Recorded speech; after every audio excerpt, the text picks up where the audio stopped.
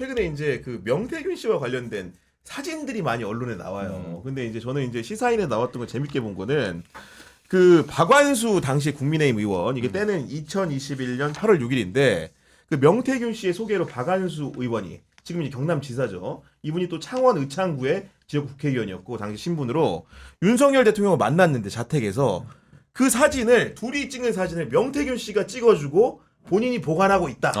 통상적으로 이 정치권에서 이제 그 3자의 모습을 봤을 때 좀 떠오르는 게 좀 있습니까?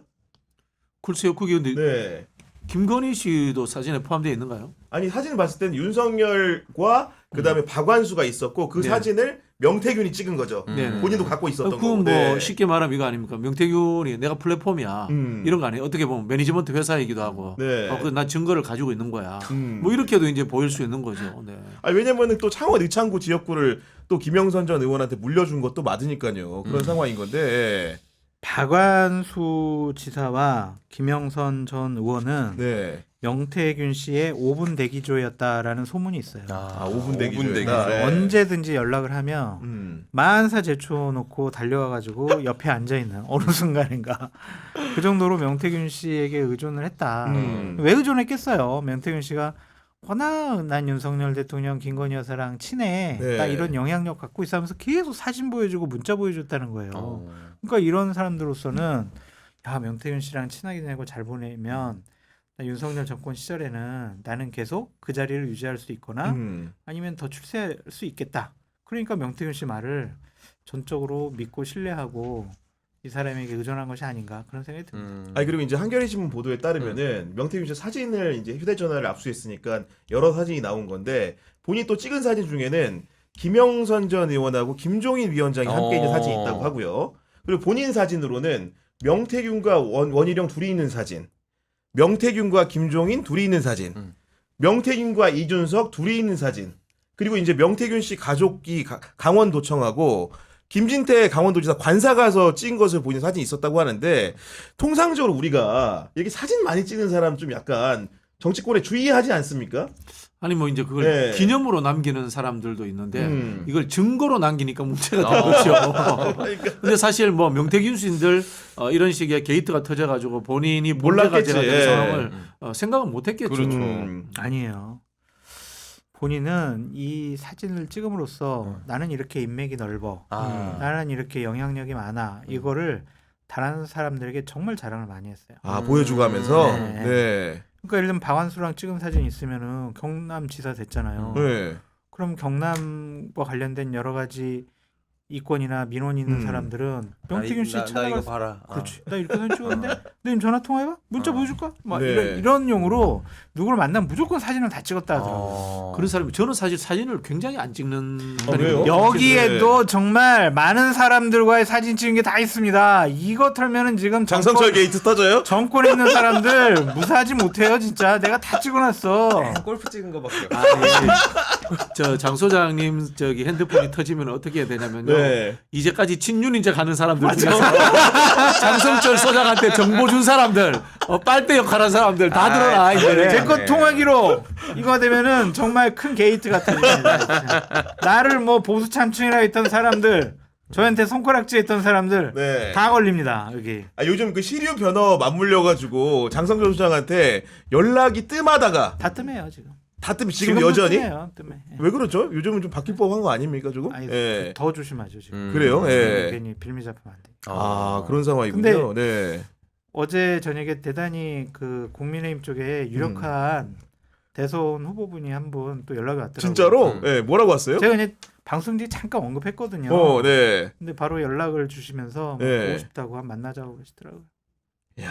제가 지금 아는 것만 해도 여권의 후보들을 지금 상당히 많이 만나고 계신데. 아니 네. 다 옛날부터 좀 친분이 있어가지고 그냥 네. 반가운 마음에 전화하신 거죠. 그냥. 저 사진 찾아보니까 아주 재밌는 사진 하나 있어요. 뭐요? 예. 이재명 대표와 문재인 대통령 사이에 제가 중간에 끼어들어요.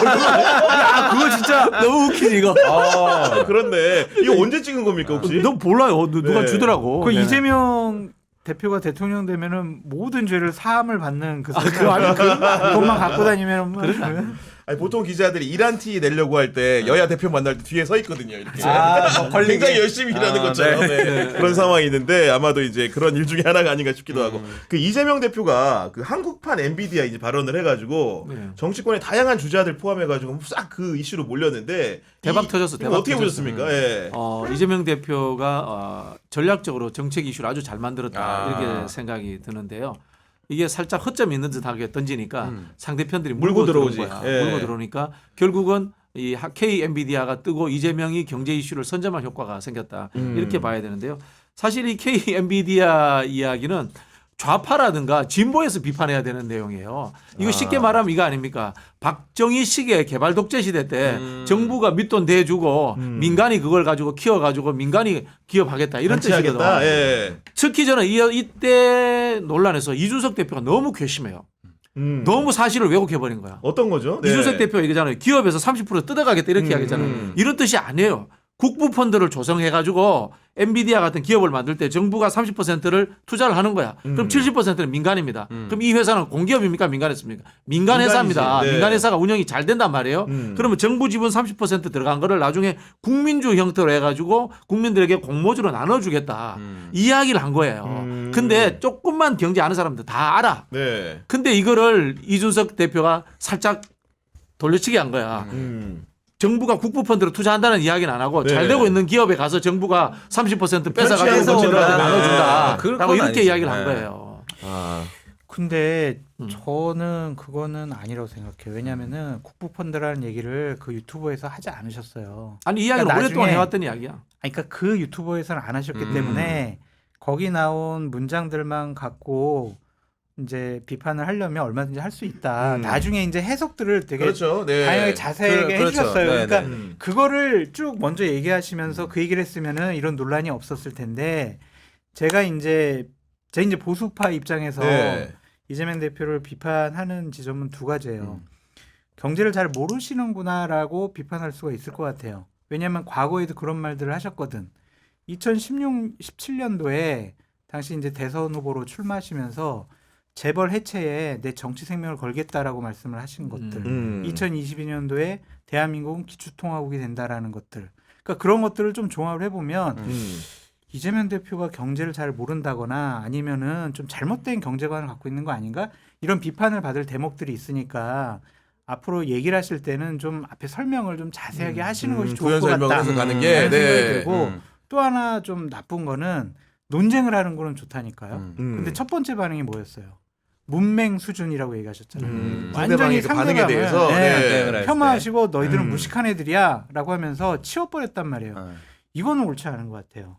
너희들 그거는 그렇게 비판 너희들 하지만 설명을 해줄게 이렇게 해서 논쟁을 이끌어가는 게 맞는데 무식하다고 문맹이라고 이렇게 무시해버리면 그거는 국가 반응이, 지도자 네. 대선 후보로서는 좀 적절하지 않은 태도였다. 저는 그런 부분을 좀 비판하고 싶어요. 장 소장님 이야기도 일리는 있는데 다만 이제 굉장히 화가 난 것 같아요. 왜냐하면은 이거는 누구나 아는 이야기고 제가 말씀드린 이거 어떻게 이야기하면은 박정희 시대 방식이에요. 저희 또래들은 옛날에 포스코라든가 한전이 국민주 공부했는 걸 다 알고 있습니다. 예를 들면 이거 아닙니까? 박정희 대통령이 민간 기업들에게 투자를 맡겨줘요. 정부에서 투자를 맡겨줍니다. 그래서 그 기업이 삼성이 되고 대우가 된단 말이에요. 근데 그러면 이 대우나 삼성이 그걸 가지고 국민적 형태로 환원시켜줬느냐? 아닙니다. 재벌 일가들이 축제하는 과정으로 갔단 말이에요. 근데 국가 주식이 국민들의 세금이 들어갔다면 나중에 국민적 형태로 돌려준다면 이건 좋은 거예요.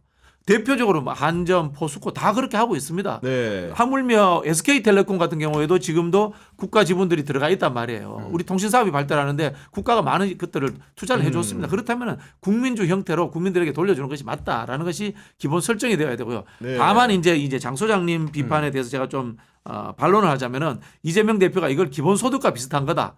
또는 뭐 에너지 이야기하는 것을 뭐라고 이야기했더라? 바람연금? 또는 뭐 햇빛연금 이렇게 표현을 했는데 이거 사실 알고 보면요. 주주자본주의에서의 국민주를 공모받은 사람들에게 배당되는 거예요. 배당이 많이 되면 그게 하나의 연금처럼 역할을 할 것이다. 이렇게 이제 해석이 되는 거죠. 그렇게 설명을 해주시면 그렇죠. 되는데 왜냐하면 제가 먹고 살아야 될 거리도 있어야 되니까. 우속 설명은 또 박진영 원장님한테 그렇죠. 네네. 먹을거리 주시느라고. 하긴 또 이재명 대표님께서 네. 박진희 원장님을 상당히 신임을 하시더라고요. 근데 현장에서도 확인해 본 바. 네, 확인하셨어요. 네. 근데 박정희 대통령 시절의 경제 정책, 경제관에 대해서 이재명 대표가 상당히 관심이 많이 있고 흑모백묘라고 하면서 관심 있는 것 같고요. 그때도 딱 박정희 대통령 시절 얘기를 딱 하시더라고요. 아, 그 백분 토론 할 때도 네. 네. 그런 거 보면은 그때 계획 경제에 대해서 관심이 많으신 것이 아닌가. 근데 우리나라 경제 규모와 또 산업 자체가 옛날에 그 제조업 시대가 아니라 AI 제4차 지식혁명 이런 건데 그게 과연 국가가 투자를 한다고 해가지고 가능할까? 근데 네. 문제는 이제 재벌들이나 대기업이 그런 신성장 산업에 잘 투자를 안 해요. 사내 보유고를 갖고도. 그러니까 네. 이제 정부가 밑돈 주자라는 취지인데 예를 들자면 요즘 이제 AI 지원센터 각 시도에서 유치하려고 난리잖아요. 네. 그게 공기업입니다. AI 지원센터가. 근데 AI 지원센터가 전남 광주 하나 만들어졌습니다. 삼성이 광주에다 우리 AI 회사 만들게 네. 이래 되는 거야. 그러면은 AI 지원센터를 삼성이 줘버리는 거야. 예를 들자면요. 30% 지분을 국가 지분으로 해가지고 그러면 이재명 대표가 이야기했던 KMBDI처럼 돼버리는 거예요. 이게 사실은 또 아이디어가 어디서 나왔는지 아세요? 박근혜 대통령이 이야기했던 창조 경제도 비슷한 거예요. 아, 그게 각 시도마다 있었는데. 시도마다 가고 재벌들에게 책임져라 이런 거였잖아요. 다만 그때는 이제 국가가 우선적으로 재벌들에게 뭔가 주지를 않았어. 그러니까 재벌들이 시작도 안 하고 그냥 하던 둥 마는 둥 하다 끝나버렸단 말이에요. 또 재밌는 현상으로 해석이 되는 거는 그 박정희 전 대통령과 박근혜 전 대통령 부녀의 그런 뭔가 실천을 하고 싶었던 부분들에 대해서 차용을 해가지고 지금 사업적으로 뭔가 아이디어 접목한다 이런 얘기 아닙니까 지금? 그 당시는 네. 어쨌든 이 군사 독재 정권이 재벌들에게 특혜를 주고 뒷돈을 받았잖아요. 그렇죠. 근데 네. 지금은 뒷돈을 받는 게 아니라 국민주의 순수하게 형태로 한다. 국민들에게 예. 공모주를 주자 이렇게 해버리면 이거는 주주민주주의가 되는 거죠. 알겠습니다. 네. 근데 이제 국부 펀드로 과연 가능할까라는 생각도 들고 우리나라에는 산업기술평가연구원이라고 있어요. 정부의 R&D 정책 자금을 집행하는 네. 곳이거든요. 그러니까 국부 펀드로 참여하는 것도 있지만 기존에 이미 시스템을 정부가 R&D 자금을 그 저런 유망한 네. 벤처기업이나 좀 앞으로 커나갈 수 있는 그런 신성장 기업들에게 투자하고 있거든요. 이제 그런데 돈을 줘가지고 이제 기술 지원을 하고 연구개발 자금 지원하는 시스템이 있는데 이걸 새로운 것처럼 얘기를 하시니까 그것도 뭐 좀 있는 뭔가를- 건데 좀 더 세게 하자는 차원으로 받아들이셔야 네. 되고요. 이거는 사실 문재인 정부 초창기에도 검토하다가 안 했던 것 같은데 우리 이제 뭐 연기금이라든가 이런 자금들이 한 600조 가까이가 있습니다. 이거는 국민연금 계획하고도 또 연결이 되는 부분들이긴 한데요. 네. 김대중 정부가 돈을 엄청나게 풀었잖아요. 거기에는 이른바 이제 모럴 해저드라고 해서 먹고 튀는 놈도 있어요.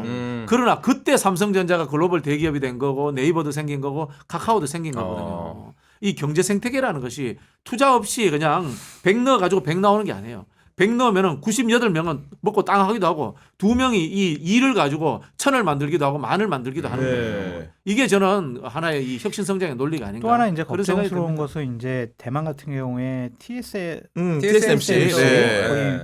거기에 대만 정부가 먼저 처음에 돈을 국부 네, 펀드처럼 맞아요. 넣어가지고 네. 했잖아요. 근데 경영권은 간섭 안 했거든요. 모리스 창 20년 동안 계속 그 경영권을 행사대로 내버려 뒀잖아요. 간섭 안 하고.